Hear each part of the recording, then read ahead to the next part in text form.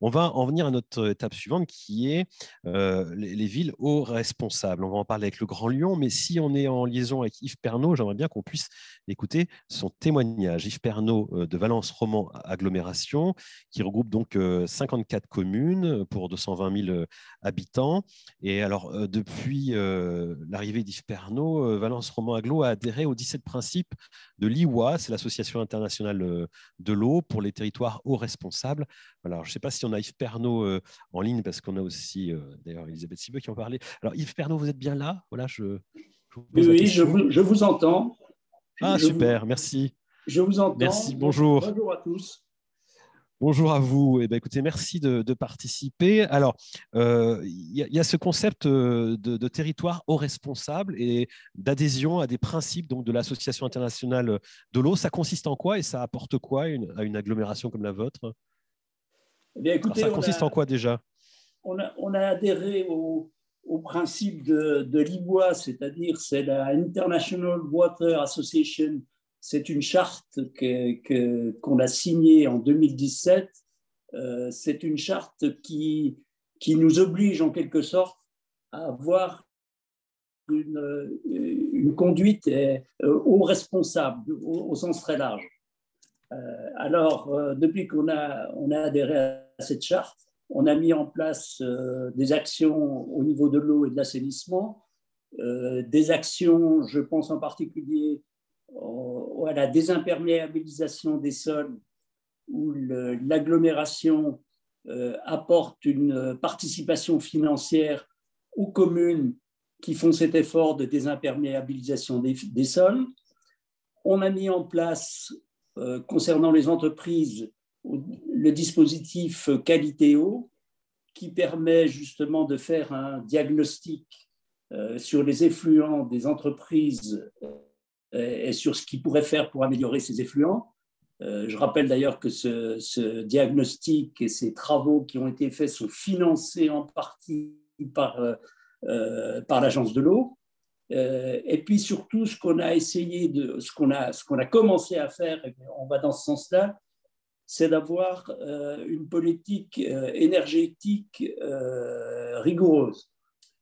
Politique énergétique rigoureuse parce que la dépense d'énergie dans nos dépenses de fonctionnement, c'est à peu près 20-25% de nos dépenses de fonctionnement chaque année. Oui, c'est ce qu'on retrouve dans les chiffres qu'on a entendus ce matin. C'est à chaque fois à peu près un quart des dépenses. C'est là. Et là, qu'est-ce qu'on peut faire alors pour ça? Donc, qu'est-ce qu'on peut faire pour ce qu'on a réduire? fait déjà, c'est des engagements forts pris avec nos délégataires dans les nouveaux contrats qu'on a mis en place en 2018 pour qu'ils s'engagent justement à des diminutions, en particulier de l'énergie électrique.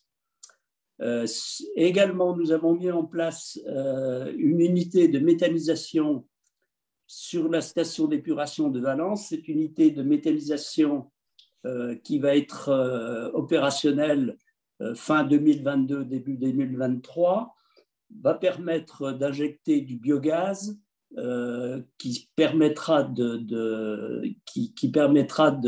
d'équiper en gaz à peu près l'équivalent de 2500 foyers. Et c'est intéressant pour nous parce que je vous parlais des dépenses d'énergie de la compétence assainissement et eau pluviale. La dépense d'énergie, c'est à peu près par an 1,1 million. Et que cette production de biogaz va nous permettre d'avoir des recettes qui seront de l'ordre en année pleine de 1 million. Donc on compense déjà en bonne partie justement ces dépenses d'énergie grâce à cette méthanisation des boues dans notre station d'épuration de Valence. Donc ça, c'est quelque chose qui est vertueux, bien sûr. Et ce qu'on souhaite arriver, c'est à la fin du mandat, à avoir une neutralité carbone sur tout ce qui concerne l'eau et l'assainissement sur l'agglomération de Valence-Roman. À côté de ça, nous avons également mis en place des projets photovoltaïques sur certaines de nos stations d'épuration. On a 43 stations d'épuration sur tout le territoire. Donc, on va mettre en place des centrales photovoltaïques sur certaines de ces stations qui vont nous permettre également d'être vertueux. Donc voilà en gros ce qui nous permettra d'arriver petit à petit à la neutralité carbone en 2025. C'est l'horizon qu'on s'est fixé. Ouais. Avec en plus une opération de coopération avec une commune du Sénégal. Alors ça, je vu que c'est une association internationale, hein, il y a des aspects internationaux, et c'est un jumelage, une coopération qui a très bien fonctionné auprès des habitants de Valence Romans. C'est ça qu'il faut souligner, c'est que ça aurait pu rester une opération de coopération un petit peu institutionnelle. Là, il y a eu des actions, une très forte adhésion des habitants à cette démarche. Oui, oui, tout à fait. Permettez-moi juste de revenir sur les principes de l'IWA et aussi ce qu'on a mis en musique dans notre territoire. On a mis en musique le fait que les stations d'épuration pouvaient être un endroit qui était très propice à la biodiversité et en particulier à la mise en valeur pour la faune et la flore.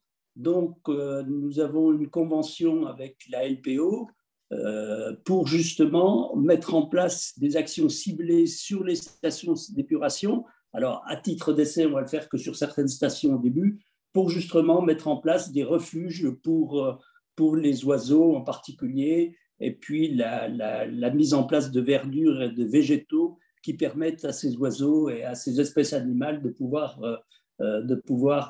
être en extension sur ces points. Donc ça, c'est un élément qui on nous profite de paraissait ces important. surfaces pour mettre des nichoirs. Il y a aussi des hôtels à insectes qui sont envisagés. Et alors, cette histoire de coopération à l'international, ça fonctionne comment chez vous? Qu'est-ce qui a fait l'adhésion? Bon, c'est un sujet, on pourrait se dire, qui est un peu marginal, mais en fait, c'est autour de l'eau. Donc, ça donne aussi cette information dont on parlait tout à l'heure, qui est importante aux citoyens. On se retrouve autour de la question de l'eau.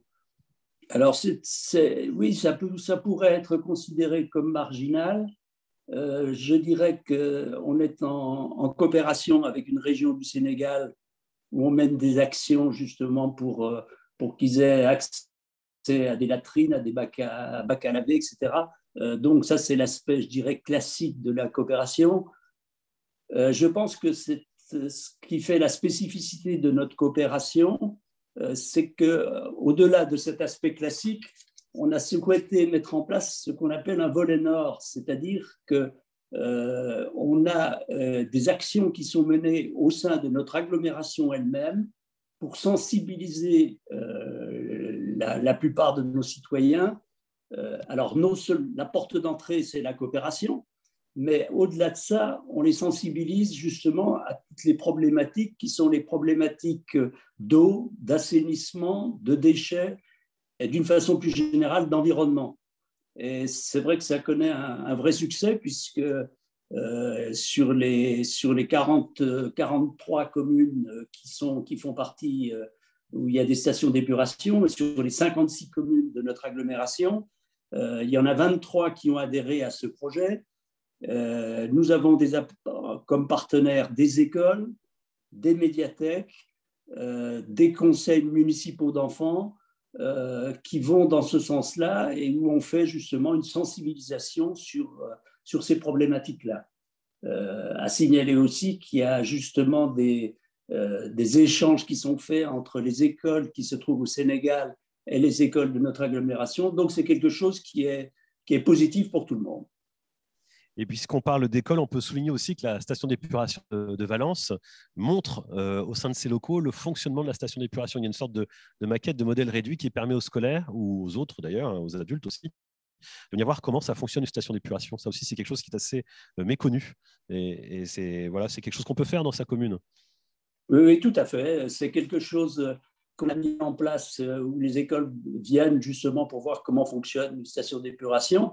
Et je dirais ce sera d'autant plus intéressant, c'est que sur cette station d'épuration, il va y avoir justement ce refuge LPO, c'est-à-dire biodiversité. Donc en même temps, les enfants pourront voir comment fonctionne une station d'épuration et puis tout l'intérêt qu'il y a également à développer autour de ces stations d'épuration la biodiversité.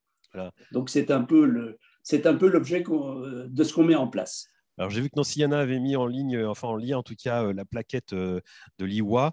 On voit aussi que les entreprises sont associées. Alors, Elisabeth Cibeux, vous, Grand Lyon, vous avez également adhéré à cette charte. Ça apporte quoi? Est-ce que ça transforme aussi un peu les politiques? C'est plus un affichage pour une grande métropole comme la vôtre qui fait déjà beaucoup de choses. Qu'est-ce que ça apporte une adhésion à cette charte de l'IWA? Donc la métropole a adhéré dans les premiers en 2016 ou 2017, je ne sais plus exactement. Et en fait, ça n'a pas forcément, dans le précédent mandat, apporté encore beaucoup de choses. C'est vrai que nous, on était sur la démarche de désimperméabilisation qui était déjà commencée. On était sur la démarche aussi de réviser l'ensemble de nos règlements pour avoir cette gestion à la source des eaux de pluie et essayer de faire de l'eau de pluie une ressource plutôt qu'un polluant. Donc, on a continué plutôt ces actions-là.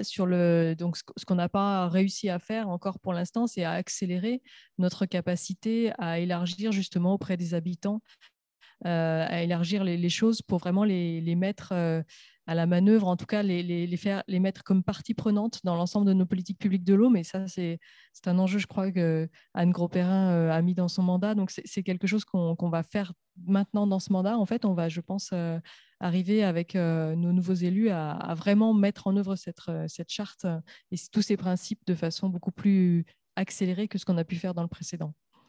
Merci Elisabeth Civeux. Merci aussi Yves Pernaut. On fait comment pour associer les citoyens? Vous avez une technique pour les sensibiliser, pour aller les chercher et les faire s'intéresser à ces sujets de l'eau? Est-ce qu'il y a une recette, Yves Pernaut? La recette, je dirais, pour faire simple, ça passe par les gamins. Les gamins sont très, très sensibles. La recette passe par les écoles en particulier. Et je crois que le milieu enseignant est également très sensible justement à toute la cause environnementale. Donc ça, c'est vraiment une porte d'entrée qui nous apparaît important. Ça marche très bien dans les écoles. Ça marche également bien au niveau des médiathèques, des maisons pour tous. Et puis également, nous avons une semaine où nous pouvons regrouper toutes les actions que nous faisons pour regrouper un peu tous ces publics où il y a des échanges. Et en général, bon, il y a une star qui est invitée sur la gestion de l'eau, mais c'est surtout une semaine qui est une semaine d'échange qui nous permet justement de communiquer encore plus là-dessus et de sensibiliser encore plus là-dessus. Donc ça me paraît être un peu les portes d'entrée pour sensibiliser la population à cette problématique de l'eau qui quelquefois, justement, ça a été, je crois, souligné ce matin, est quelquefois un peu absente. Alors, l'eau d'une part, mais surtout l'assainissement, c'est quelque chose qui est quelquefois absent justement des préoccupations de nos concitoyens. Donc ça me paraît être une bonne idée pour rentrer cette sensibilisation au cœur de nos concitoyens. Merci beaucoup Yves Pernaut pour votre témoignage. On a parlé des enfants. On fait comment avec les adultes? Nicolas Fuelen, il y a des recettes pour les adultes? C'est plus compliqué. Hein. Alors non, des recettes, recettes non, mais c'est vrai que sur ce sujet-là, comme sur d'autres, la sensibilisation a une vertu, mais elle ne va pas suffire. C'est-à-dire qu'il y a un moment où au-delà, les gens en général, quand on leur parle des enjeux de transition, de climat, ils sont plutôt intéressés, ils considèrent que c'est important, mais le passage à l'acte qui fait qu'on va modifier un certain nombre d'usages est un peu plus compliqué, un peu plus difficile. Et les enfants peuvent avoir un caractère un peu incitatif à un moment, mais c'est pour bousculer les habitudes, il faudra un tout petit peu plus. Donc je pense que d'une part, l'espace public est le premier lieu d'interaction et de communication, entre guillemets, avec les adultes, avec les citoyens, et que l'espace public doit être pensé non seulement pour être fonctionnel, mais aussi pour produire du sens, voire de l'incitation, par les effets de présence qu'on peut créer vis-à-vis de l'eau, par la manière de mettre les gens en lien les uns avec les autres, par la façon de laisser l'espace aux voitures plutôt qu'à d'autres. Enfin, voilà, on a eu une période avec la crise de la Covid qui a interrogé notre rapport à l'espace public, qui l'a laissé un peu à des moments inutilisé, sous-utilisé. Profitons-en pour le réinterroger et justement produire de nouveaux espaces et de nouveaux rapports. Et vraiment, l'espace public est capable d'être très, très incitatif et de faire passer de l'intention à l'action. L'autre chose, c'est aussi de reconnaître qu'il y a des rapports plus ou moins distants à ces sujets-là, ce qu'on appelle les stades de changement ou autres, mais il y a toute une littérature qui montre que les actions de désimperméabilisation ou la gestion sensible à l'eau, elle a tendance à se développer dans certains milieux urbains et pas dans d'autres, et que ce développement inégalitaire démultiplie les inégalités socio-spatiales existantes. C'est-à-dire que si on n'y prête pas attention et si on ne prend pas en compte les rapports différents que peuvent avoir des publics différents à ces sujets-là, ou si on anticipe mal des réactions en disant oh, dans ce quartier-là, ils vont mal le prendre ou ils sont un peu moins prêts, etc., on constate dans les travaux que du coup, la désimperméabilisation, mais aussi la végétalisation, la réapparition de nature va favoriser certains quartiers plutôt que d'autres. Et du coup, l'absence de désimperméabilisation devient un indicateur d'inégalité socio-spatiale, un peu comme la présence du moustique tigre, hein, qui est très lié à des inégalités socio-spatiales. Donc, prendre en compte ces stades de changement, c'est dire on ne peut pas parler à tout le monde de la même façon. On ne peut pas aborder tout le monde de la même façon, que ce soit des élus, que ce soit des acteurs, que ce soit des techniciens à qui on demande de parler d'une technique à une relation, de passer d'une technique pure à une relation humaine, parce que c'est un peu ça le sujet, hein, sur l'eau comme sur l'énergie, c'est de passer du côté de la relation humaine pour profiter de chaque occasion d'interaction pour faire de la sensibilisation. Et c'est pour ça qu'on développe aussi, dans le cadre du projet qu'on mène avec l'Agence de l'eau, des outils qui permettent un peu plus facilement de s'ajuster comme ça, de prendre en compte les systèmes de représentation tels qu'ils sont et les stades de changement. Il n'y a pas de taille unique dans la manière d'intéresser, la manière d'attirer l'attention. Voilà, faut accompagner le changement. Il ne se produit pas d'un coup.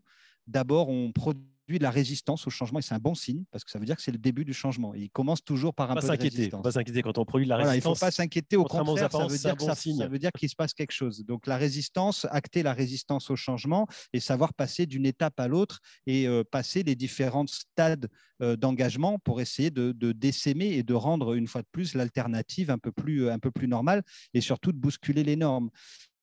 Et les normes, elles évoluent aussi parce que, je le répète, l'espace public parle. Par exemple, il y a des tas d'espaces qui sont désimperméabilisés mais qui ne parlent pas. Moi, depuis que je m'intéresse et depuis que je travaille sur le sujet, je vois les espaces désimperméabilisés, mais quand j'interroge les gens autour de moi ou quand on a interrogé les habitants, ils ne le voient même pas. Pancartes, vous savez, fauchage tardif pour les fauchages tardifs. Exactement. Toute interaction est bonne à prendre et l'usage d'un espace, il peut être gêné parce qu'il a été désimperméabilisé. Il peut y avoir quelque chose alors que c'est un vrai levier d'interaction et la ville pourrait parler un peu davantage. Et c'est un des leviers qu'on peut utiliser aussi pour sensibiliser ceux qui le sont peut-être un tout petit peu moins. Il faut parler. Anne Gros-Perrin, ça doit vous parler d'ailleurs aussi parce que vous êtes, vous, plutôt issu du milieu socioculturel. Hein. Là, vous êtes en train de mettre les mains dans le cambouis aussi avec des aspects techniques en étant aidé par des ingénieurs. Et ils sont très brillants d'ailleurs au Grand Lyon globalement hein, sur les sujets techniques. On les a souvent en colloque au niveau national parce que les personnes ont une bonne connaissance des sujets. Très rapidement, pour conclure cette table ronde, dans le mandat qui s'amorce, là, le dialogue avec les citoyens autour de la question de l'eau, vous allez l'envisager comment? Est-ce qu'il y a des grands dossiers au Grand Lyon? Est-ce qu'il y a des priorités? Et comment vous allez dialoguer autour de cette question de l'eau qu'il va bien falloir mettre sur la table à un moment donné si on veut justifier des investissements, des changements de pratiques, des modifications de l'urbanisme? Tout à fait. C'est évident qu'il va falloir faire un travail. Vous parliez de la formation des élus et des services, ce qui était nécessaire, mais bien au-delà, effectivement, il y a une formation citoyenne à opérer. Moi, je suis très sensible à ces questions puisque je viens d'éducation populaire et donc je me pose en permanence la question de comment on peut former, conscientiser, associer, faire partager aux citoyens les enjeux d'aujourd'hui, mais les enjeux liés à l'eau sur ma délégation. Donc, il faut effectivement retrouver une connexion à la question de la ressource, parce qu'en fait, je pense qu'en milieu urbain, les gens sont complètement déconnectés, vous le disiez très bien, hein, de la relation à la ressource. C'est plus un bien commun. La conscience que c'est une ressource finie ne traverse pas du tout la société. Donc, il y aura une vraie nécessité à remettre ces questions en débat au cœur de la société. Et ça se fait par des multiples choses. Vous l'avez cité effectivement avec, je crois que c'est notre interlocuteur en ligne qui citait la sensibilisation avec les écoles, mais ce n'est pas suffisant, bien sûr, il faut aller beaucoup plus loin. Donc, on va essayer, nous, d'infuser ça dans toutes nos politiques, et notamment dans les questions de gouvernance. Vous avez sans doute entendu parler de la reprise en régie publique de la gestion de l'eau potable dans la métropole de Lyon et on va faire un travail particulièrement dans le domaine de la gouvernance en associant les citoyens à la gouvernance de la gestion de l'eau potable. On est en train de mettre en place des dispositifs de concertation et l'objectif c'est que ces dispositifs perdurent, qu'il y ait une dynamique qui se mette en place sur les 2 ans à venir. et perdure ensuite pour créer une structure accompagnant en fait la régie publique de l'eau et représentative des citoyens sur ces questions liées à la gestion du bien commun. On mène aussi des expérimentations. Je citerai notamment le projet Life Artisan, qui est un projet en fait qui va sur la question des eaux pluviales qu'on a traité précédemment, qui va permettre l'aménagement d'une vingtaine d'espaces en milieu urbain dense, où il s'agit donc de récupérer et d'infiltrer les eaux du ruissellement. C'est une technique de tranchée de Stockholm qui à la fois accompagne et sert la végétalisation, soit existante, soit qui va être implantée. Et c'est des espaces qui vont être en fait démonstrateurs par la suite, qui vont être construits en collaboration, en coopération, en concertation avec les habitants et avec les associations locales. Donc on vise effectivement à travers ces expérimentations à mettre en place une démarche de sensibilisation et concertation là aussi sur la question des eaux de ruissellement, des eaux pluviales. On va essayer de mener ce même travail aussi. On est en train de mettre en place une stratégie GEMAPI, puisqu'on a la compétence depuis 2018, mais elle n'a pas été véritablement mise en œuvre en termes de stratégie. Et là, il n'existe pas de taxe GEMAPI à l'échelle de la métropole de Lyon. Donc, c'est aussi quelque chose qu'on va mettre en place. Et on va aussi étudier la façon dont on peut travailler avec les citoyens sur ces questions de protection des milieux et de gestion des inondations. On l'expérimente sur un bassin versant qui est celui de l'Iseron, qui est déjà un bassin qui a travaillé un peu ces questions. Moi, je suis vice-présidente aussi d'un syndicat de rivière qui s'appelle le SAGIRC. Et donc, on essaye d'avancer sur ces questions de concertation et de réflexion avec les citoyens sur ces enjeux-là. Voilà. Et puis, dans toutes nos politiques de manière globale. Mais c'est quelque chose qui est en réinvention constante. Pour moi, il n'y a pas de recette de cuisine dans la manière d'impliquer les citoyens. Merci beaucoup, Anne Gros-Perrin. Et on peut dire aussi que vous parliez de toutes les politiques que ça touche. Il y a aussi, quand on fabrique des bâtiments, qu'on les construit à Lyon, on est quelquefois sur des nappes souterraines qui affleurent comme ça, et on gâche énormément d'eau parce qu'il faut pouvoir se séparer de l'eau qui envahit les chantiers. Mais enfin, ça, c'est d'autres sujets. Et puis, toutes les communes ne sont pas forcément touchées par ces thématiques, ces conditions. Donc, on ne va pas trop détailler. Mais il y a beaucoup de choses à faire, en tout cas, pour économiser l'eau, faire en sorte que les nappes restent en état et pouvoir les recharger au maximum avec ces infiltrations qui sont nécessaires. On a beaucoup trop imperméabilisé. Il faut se développer différemment.